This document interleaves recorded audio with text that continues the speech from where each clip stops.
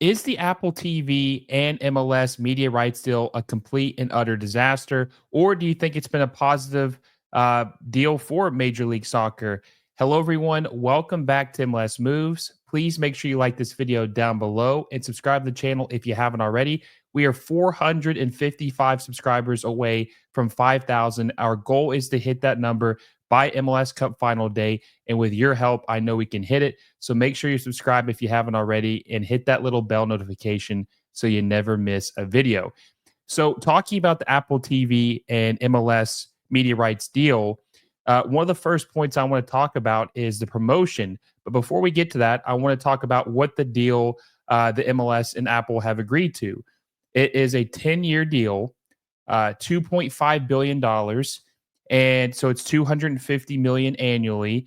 And there is also a clause in the deal that allows MLS or Apple TV to opt out. And MLS can technically make more money when the deal hits a certain, or Apple hits a certain amount of subscriptions. At that point, MLS and Apple will split the new revenue 50% each after a certain threshold of memberships is met, which many people believe it's $2 million.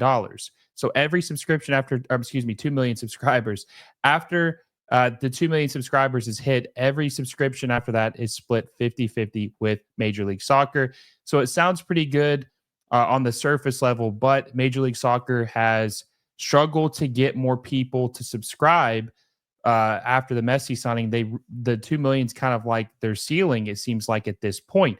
So the first problem, like I mentioned earlier, is the promotion. I don't think Apple has done a good enough job promoting Major League Soccer. And one of the common complaints about Apple is they don't really promote a lot of their TV products, right? Their shows, they don't do a good enough job promoting that.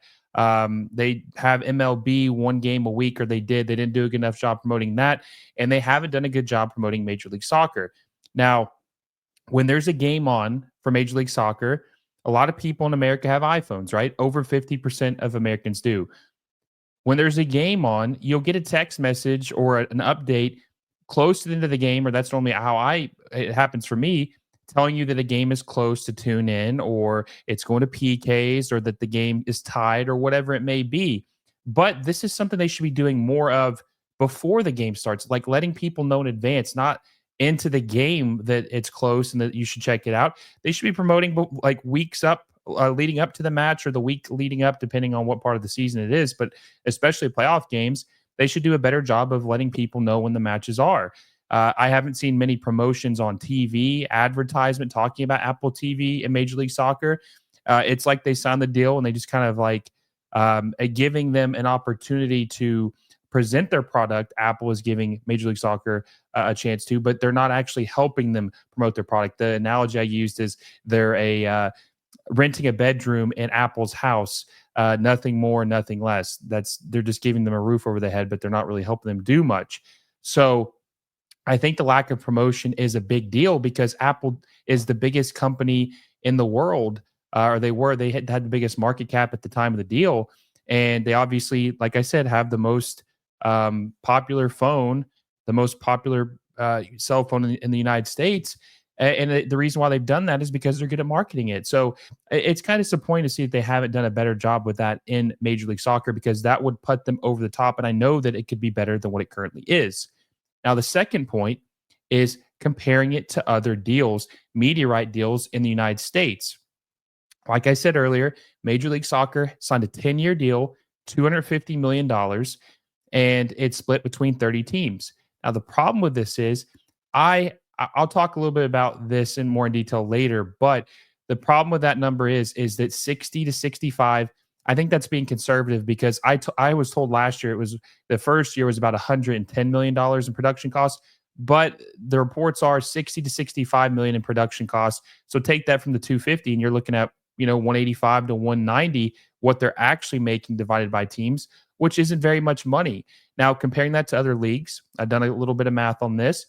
The NHL, which is probably the closest ratings-wise of all the major leagues in North America, because NHL is definitely behind the NBA, NFL, college football, MLB. It's closer to MLS, even though it definitely probably does have higher viewership.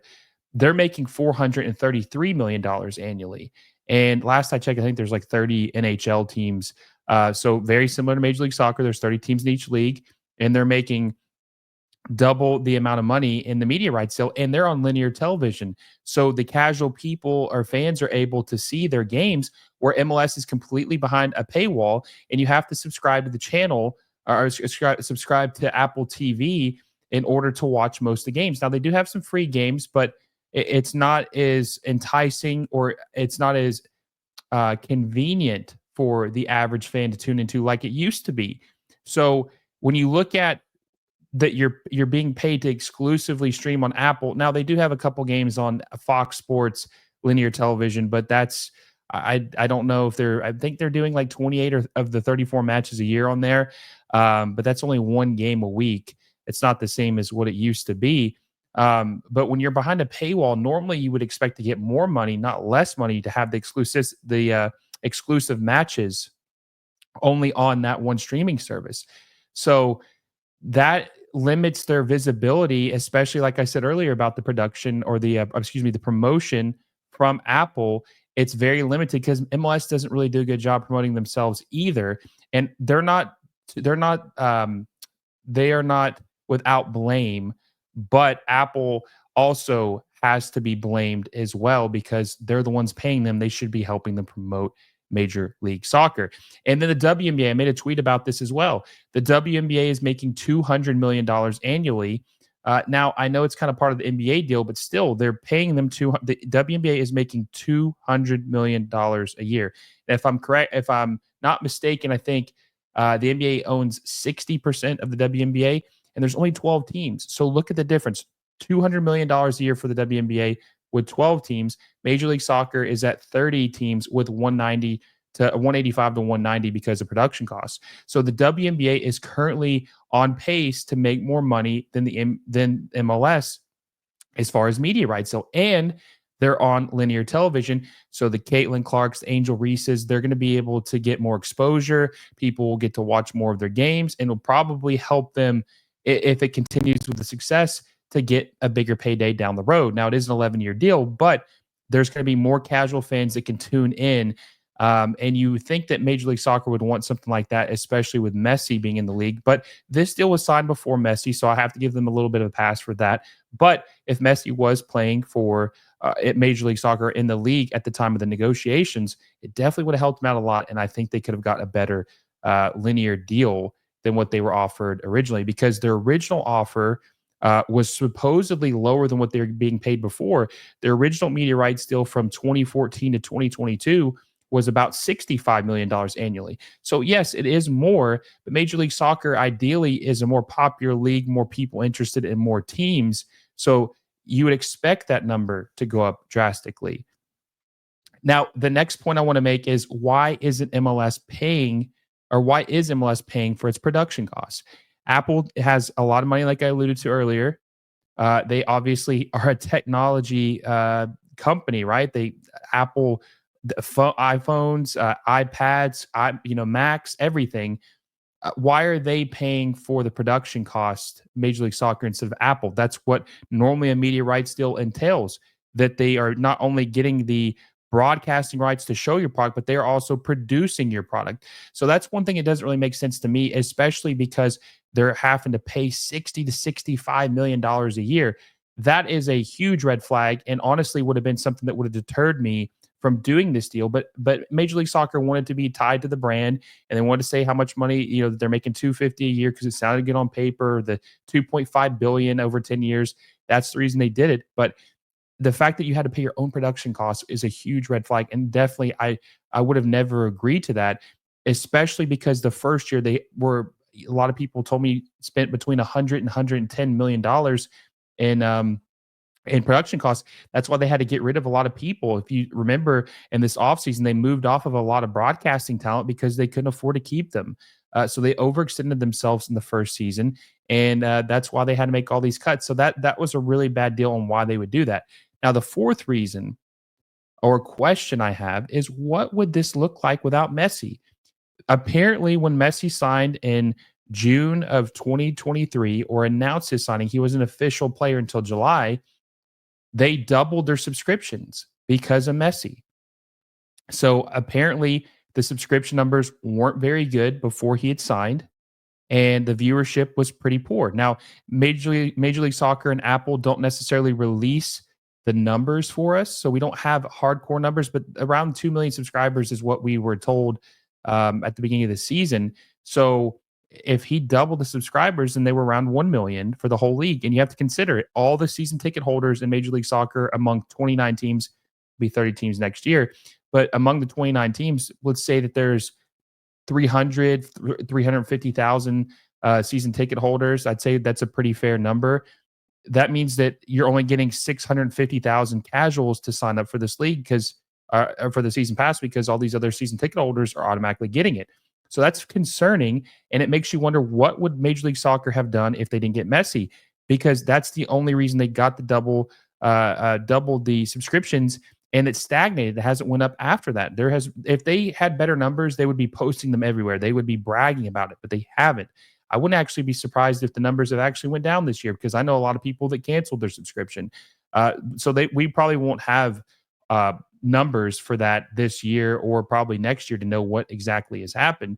But I believe that if Messi hadn't signed, that the league probably, there's a good chance that Apple would have pulled out of this maybe sooner because they weren't seeing the payoff, and it wasn't really beneficial to them. Now, 200, 250, 195, whatever it may be, that's not much money for Apple to give to Major League Soccer. A lot of people think this is a guinea pig to see.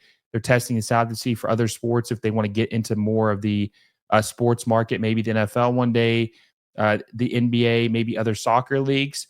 But I mean, they could still have pulled out if they'd seen it as a complete loss and not really beneficial to them. So I would be very concerned if Messi wasn't here, and I am concerned about what it's going to look like when he leaves, because he's only guaranteed to be here one more season. I mean, I believe he'll be in 2026, be here in 2026, but it's not a guarantee. And I don't know what their plan is post Messi, not just for the league, but for the broadcasting and getting people excited and wanting to watch this league. Now, number 5 is, what does the future look like? I think that Major League Soccer has got to get more people or big time players and quality on these teams to get people to tune in. Now, I forgot to mention this earlier, but the Premier League is being paid $450 million annually, and just from NBC. Okay. And that's on linear television. They average, I want to say the higher end matches get around 700,000 viewers, which is probably, I would say, probably what Miami games could get. I know actually Miami probably would get more viewers than that on linear television. So what does this mean for the league if they when Messi leaves, and like what happens after that? They need to get their quality up to get these people to tune in. When Messi leaves, they're going to lose a lot of viewership if they don't have a solid plan on, like, getting Griezmann to LAFC, or Neymar to Miami, or Robert Lewandowski to the Galaxy. They need to be spreading this out more instead of just having one team with a star player. So that way, people, casuals, right? Not MLS sickos like me, but to give people who don't really care about Major League Soccer a reason to want to watch these other teams and not just Miami, and tune out. And they also need to make the quality improve. They need to improve the quality. I do wonder. Someone had posed this question on Twitter: if Major League Soccer had a partner with Apple TV, like another soccer league, right? Like, let's say Apple TV were to buy the rights to the Bundesliga, because that has been a rumor. Would that help MLS out to get more soccer engagement, like people who are Bundesliga fans to say, yeah, let me check out Major League Soccer? I do. I do think that would help out. I think that Major League Soccer essentially being the only sports league on Apple TV probably does hurt it, because people would, like I said earlier, they're having to go an extra step out of their way to watch these games. So I think that that would help them to get another soccer league. And I think that will happen. I think that another soccer league will come to Apple TV in the near future, and it will help the league out. I don't know if you guys agree with that. Let me know in the comment section down below. How do you think the future of the Apple TV and MLS deal looks like? And that moves me to my last point. Okay. Was this deal a mistake? Now, hindsight's always 2020, right?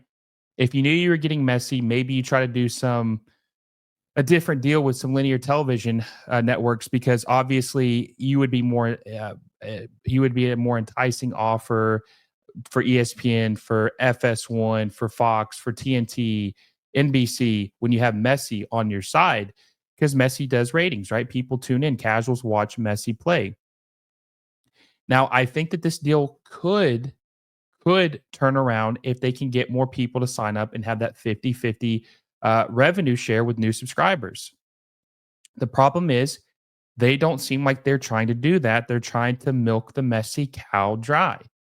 That's not going to work and get new subscribers because obviously it hasn't done that. 2 million is what they've reached, and they probably less than that now.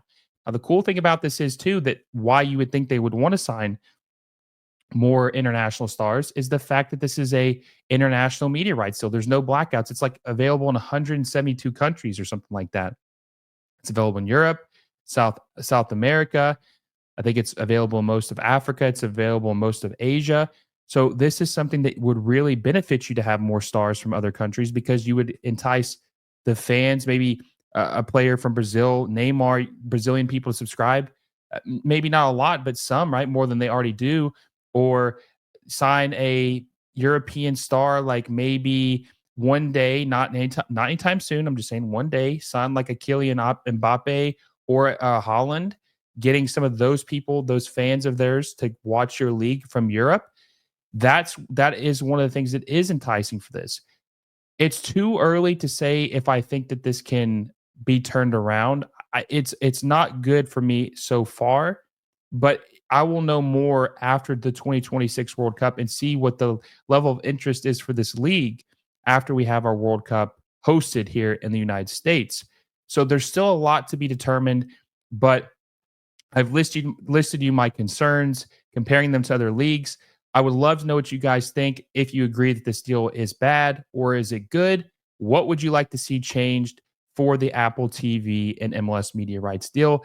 Guys, I appreciate you for watching the video. If you like this video, make sure you like it down below. And like I said, subscribe to the channel. We're less than 445 subscribers away from 5,000. And I know we can get there by MLS Cup final day. So make sure you subscribe if you haven't already. Hit the little bell notification so you never miss a video. And until next time, guys, I will see you all soon.